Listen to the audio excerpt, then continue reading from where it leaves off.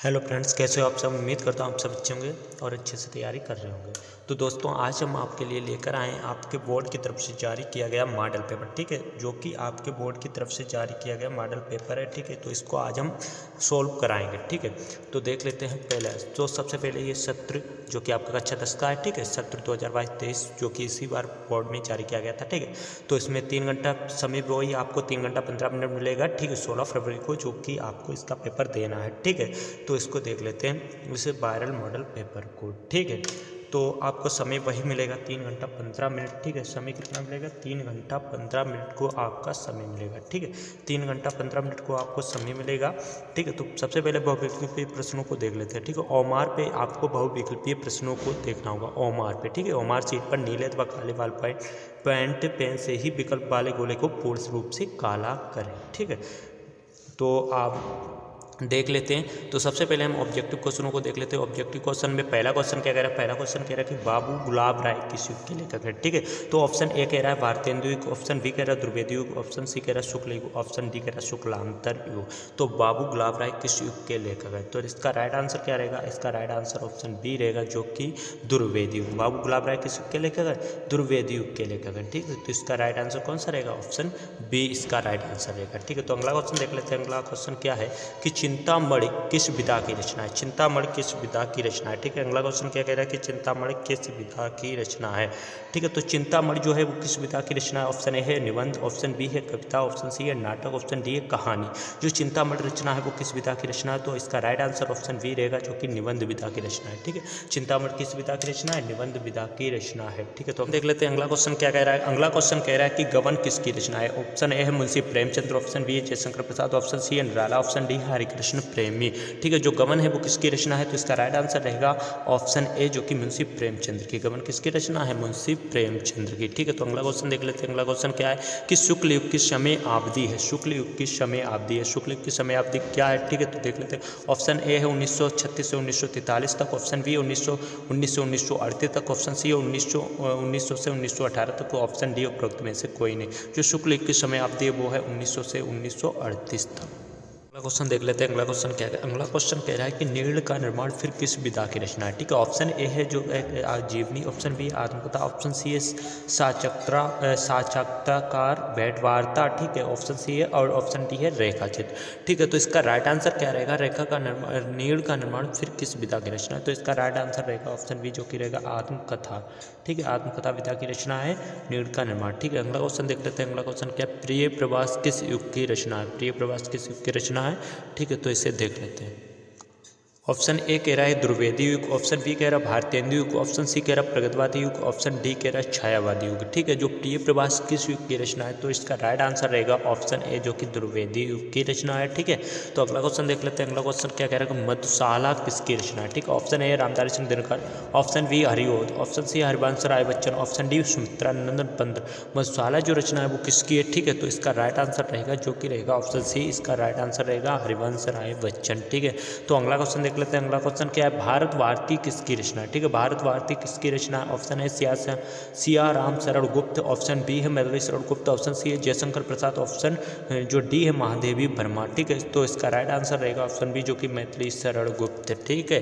तो अगला क्वेश्चन देख लेते हैं। क्वेश्चन नंबर 9 को। क्वेश्चन नंबर 9 क्या कह रहा है? आधुनिक काल कब से कब तक है, ठीक है। आधुनिक काल कब से कब तक है? सन 1843 से अब तक, सन 1643 से 1843 तक, सन 1918 से 1936 तक, या 1936 से 1943 तक, ठीक है।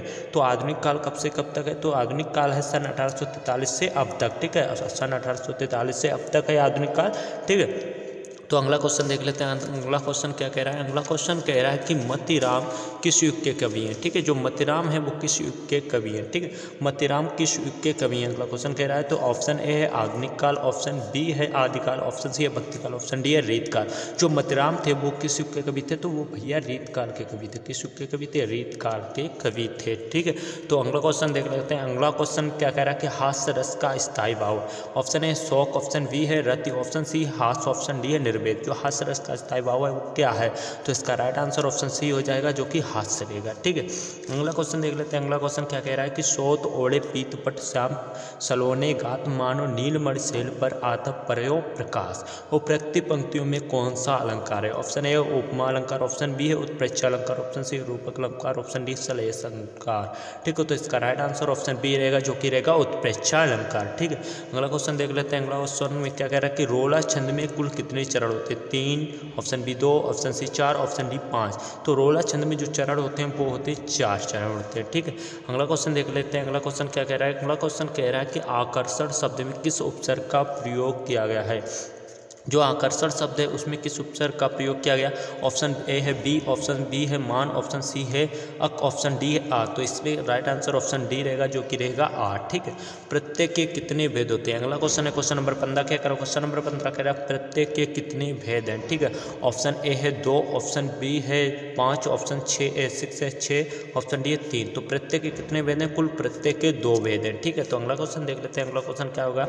पीताम्बर में कौन सा समास है? क्रम धाराएं समास या द्वंद्व समास या बहुव्रीहि समास, ऑप्शन डी है तत्पुरुष समास। तो इसका राइट आंसर ऑप्शन बी रहेगा, जो कि द्वंद्व समास। ठीक है, तो अगला क्वेश्चन देख लेते हैं। अगला क्वेश्चन क्या है कि आंसू का तत्सम रूप है? आंसू का तत्सम रूप क्या है? ठीक, ऑप्शन ए है अश्रु, ऑप्शन बी है अंशु, ऑप्शन सी है रोना, ऑप्शन डी है आंखें। तो आंसू का जो तत्सम रूप है वो क्या है? अश्रु है। ठीक है, तो अगला क्वेश्चन देख लेते हैं। अगला क्वेश्चन क्या है? यड़ संधि का सूत्र होता है? यड़ संधि का सूत्र होता है अद्राणु अक सर्वेण दीर्घ यको याड़ीच या वृद्धिरोची। तो इसका राइट आंसर ऑप्शन सी रहेगा, जो कि रहेगा यको याड़ीच। ठीक है, तो अगला क्वेश्चन देख लेते हैं। अगला क्वेश्चन क्वेश्चन नंबर 19 क्या कह रहा है? क्वेश्चन नंबर 19 कह रहा है फलस्य शब्द का वचन में व्यक्ति है? षष्ठी व्यक्ति एक वचन, सप्तमी व्यक्ति दो वचन, षष्ठी व्यक्ति बहुवचन, चतुर्थी व्यक्ति एक वचन। तो फलस्य शब्द का जो वचन है वो षष्ठी विभक्ति एक वचन। ठीक है, तो अगला क्वेश्चन देख लेते हैं। अगला क्वेश्चन क्या? अपठित धातु का वचन एवं पुरुष है? अपठित धातु का वचन एवं पुरुष है? ऑप्शन ए है द्विवचन प्रथम पुरुष, ऑप्शन बी है प्रथम पुरुष एक वचन, ऑप्शन सी है उत्तम पुरुष बहुवचन, ऑप्शन डी है मध्यम पुरुष द्विवचन। तो इसका राइट आंसर क्या रहेगा? तो इसका राइट आंसर रहेगा, जो कि रहेगा प्रथम पुरुष एक वचन। ठीक है, तो आगे देख लेते हैं। ये आपके 20 नंबर के ओमार के क्वेश्चन रहेंगे। ठीक है, जो कि आपके बोर्ड की तरफ से ऑफिशियल मॉडल पेपर है। इसको मैंने 20 नंबर के ओमार वाले क्वेश्चन थे उनको सॉल्व करा दिया। ठीक है, आगे देख लेते हैं आगे क्या है।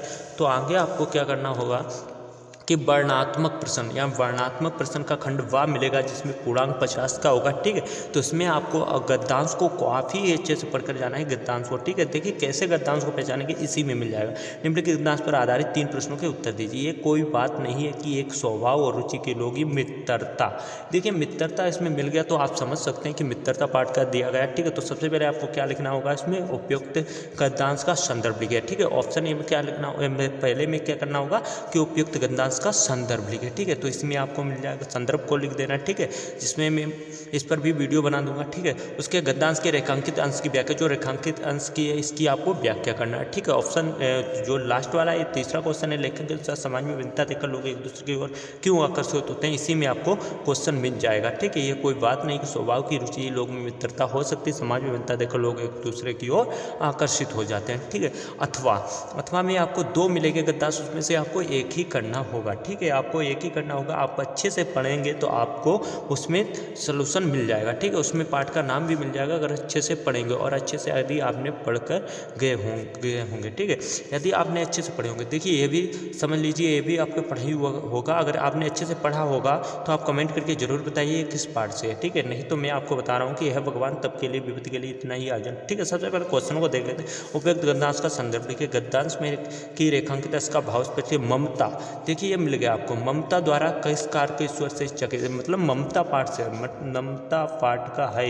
किस पाठ का है? ममता पाठ का है। ठीक है, किस पाठ का है? ममता, जो कि जयशंकर प्रसाद का पाठ है। ठीक है, जयशंकर प्रसाद का पाठ है ममता, उससे ये लिया गया है। ठीक है, जयशंकर प्रसाद का पाठ है ममता, उससे ये लिया गया है। ठीक है, तो आप आराम से कर सकते हो। उसके बाद आपको प्रश्न 2 पे मिलेंगे। निम्न दिए गए पादांश पर आधारित 3 प्रश्नों के उत्तर दीजिए। चरण कमल बंदो हरिराई जाकी कृपा पंगुर लेहो, अंधे को सब कुछ दर्शाई, बहिरो सुने पूना गूंगा पुनि बोले, रंग चले सर छत्र धराई, सूरदास स्वामी करुणामय, बार बार बंदो ती पाए। उपयुक्त का पदांश का संदर्भ लिखना। इसमें भी आपको 3 क्वेश्चन मिलेंगे जो कि 2-2 नंबर के क्वेश्चन होंगे, यानी 6 नंबर का होगा। तो आपको ये भी अच्छे से पढ़ लेना है। वैसे तो ये पद पाठ का है, ठीक है, सूरदास जी के पद पाठ का ये वाला, ठीक है, सूरदास जी के पद पाठ से है ये वाला, ठीक है, सूरदास जी के किससे पद पाठ से है, ठीक है, सूरदास जी का पाठ है पद, ठीक है, उससे है ये, ठीक है। आपको अच्छे से पढ़ लेना है, ठीक, आपको अच्छे से पढ़कर जाना है, ठीक है। तो काफ़ी अच्छा है। और ये वाला भी आपको देखे, सुनी सुंदर बेन सुधार सानी सानी जानकी जानी भली, ठीक है, इसको भी आपको अच्छे से पढ़ लेना है, ठीक है। उसके बाद प्रश्न संख्या 3 पर आपको क्या मिलेगा, दिए गए गद्यांश में से किसी एक का संदर्भ सहित हिंदी में अनुवाद कीजिए, जो कि संस्कृत का खंड प्रश्न 3 से शुरू हो जाता है, ठीक है। ऐसा नगरी भारत संस्कृत भाषा में, जो कि भारतीय संस्कृत पाठ से लिया गया है, इसका आपको करना है, ठीक है। हिंदी अनुवाद 2 दिए जाएंगे, अथवा में 1 मिलेगा, 2 दिए जाएंगे, उसमें से आपको 1 करना होगा, ठीक है। उसके बाद आपको क्या होगा कि नीचे आपको क्या मिलेगा, श्लोक मिलेगा, ठीक है। दिए गए प्रश्न नंबर 4 पे आपको क्या मिलेगा, दिए गए संस्कृत पदांश में से किसी एक का संदर्भ सहित हिंदी में अनुवाद कीजिए, ठीक है।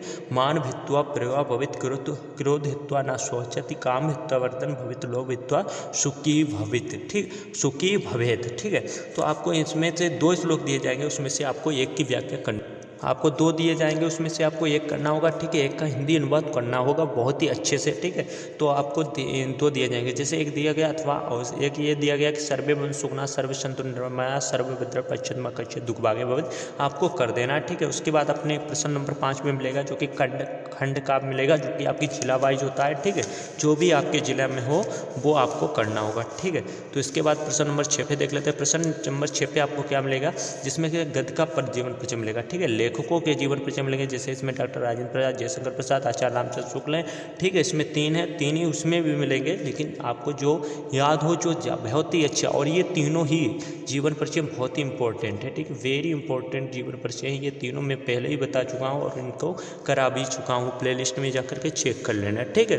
तो दिए गए, और फिर उसके बाद प्रश्न 6 में खा नंबर जो मिलेगा, दिए गए कवियों में से किसी एक का जीवन परिचय देते हुए अपनी एक प्रमुख रचना का उल्लेख कीजिए, ठीक है। इसमें गोस्वामी तुलसीदास, सुमित्रानंद पंत और महाकवि सूरदास, यानी इसमें भी 3 मिलेंगे, ठीक है। इसमें से मैं करा चुका हूँ, आप जाकर के प्लेलिस्ट में चेक कर लीजिएगा, जीवन परिचय आपको मिल जाएंगे और अच्छे से तैयार कर लेना, ठीक है, बहुत ही अच्छे तरीके से समझाएं। प्रश्न नंबर 7 में आपको मिलेगा, क्या मिलेगा कि प्रश्न नंबर 7 में मिलेगा, अपनी पाठ्य पुस्तक में से कंटेस्ट किया हुआ कोई श्लोक लिखो जो इस प्रश्न पत्र में ना आया हो, मतलब जो 2 श्लोक इस प्रश्न पत्र में आए थे उन्हें छोड़कर आपको 3 याद कर लेने, ठीक है, 3 याद कर लेने। कौन से 3 याद करने, मैं ये भी बता चुका हूँ, जाकर के आपने मेरे चैनल से चेक कर लीजिए, उन्हीं तीनों श्लोकों को याद कर लीजिएगा, ठीक है। उन्हीं तीनों में से आपको 2 मिलेंगे, उन 2 को छोड़कर तीसरे को लिखना है, ठीक है, जो आपको अच्छे से बेहतर तैयार हो, ठीक है। तो और प्रश्न नंबर 8 पे आपको क्या मिलेगा, जो कि संस्कृत के उत्तर मिलेंगे, ठीक है। प्रश्न निम्नलिखित में से किन्हीं 2 प्रश्नों के उत्तर संस्कृत में दीजिए, यानी संस्कृत के जो प्रश्न मिलेंगे, ठीक है, इनके उत्तर संस्कृत में देना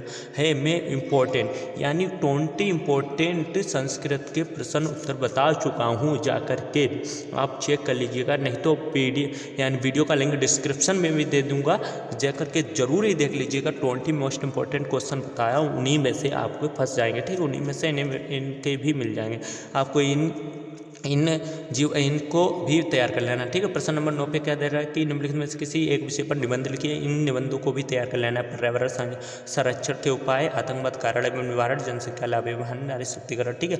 पर्यावरण संरक्षण के उपाय, आपको इसका निबंध करा चुका हूँ, वीडियो का लिंक डिस्क्रिप्शन में दे दूंगा, जाकर के जरूर ही चेक कर लें और इसको बहुत ही अच्छे से तैयार कर लें। और जनसंख्या लाभ एवं हानि, इस पर भी वीडियो जल्दी ही आने वाली है, ठीक है। तो आई होप मैंने पूरा ही मॉडल पेपर को सोल्यूशन आपको बताते हुए पूरा ही मॉडल पेपर को समझा दिया है। इसी प्रकार से आपको बोर्ड में करना होगा, ठीक है, इसी प्रकार से आपको पेपर बनेगा बोर्ड में भी, ठीक है, जो कि 9 क्वेश्चन होंगे, आपके 9 क्वेश्चन होंगे, ठीक है, टोटली। और 20 क्वेश्चन जो होंगे वो ओमवार वाले होंगे, वर्णात्मक 9 क्वेश्चन होंगे, उसमें आपको कौन से कितने नंबर पर कौन सा क्वेश्चन आएगा, सारी चीज़ों को समझा चुका हूँ। तो आई होप आपको अच्छे से समझ में आ गया होगा। अच्छे से समझ में आया है तो वीडियो को लाइक एंड चैनल को सब्सक्राइब कर लेना है और निबंध को जरूर ही पढ़ कर जाना है, जो कि 9 नंबर का आने वाला है, ठीक है।